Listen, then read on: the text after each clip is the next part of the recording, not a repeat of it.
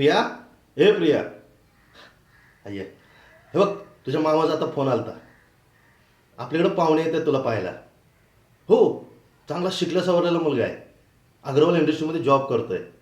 महिन्यात 1.5 लाख रुपये पगार आहे त्याला. अगं, तू माझी काळजी करू नको ग. हे बघ, स्थळ चांगलं आहे, लवकर तयार हो. हा, अगं 1-1.5 तासात पोचतीलच ती. अगं प्रिया, तू आता पाहुणे दारात येईल आणि तू नाही म्हणतेस. हे बघ प्रिया, मी तुझ्या आईला वचन दिलंय, ज्या घरी देईन त्या घरी तू सुखी राहशील म्हणून. प्रिया, तुझ्या आई वडिलांचं स्वप्न तू साकारणार नाहीस का? अगं, मी किती दिवसाचा आहे ग पाहुणा. मी काय तुला आयुष्यभर पुरू शकत नाही. तुझं तुला आयुष्य पडलंय ग अख्खं. ऐक माझं, लग्नाला तयार हो. अगं, मी तुझ्या आईला वचन दिलंय तसं की तुझा संसार सुखाचा दिसणार.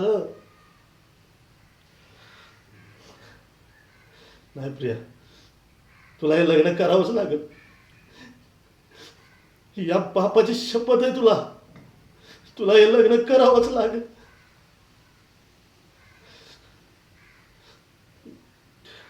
हा बेटा, खूप सुखी राहशील. मला तुझं हेच उत्तर अपेक्षित होतं.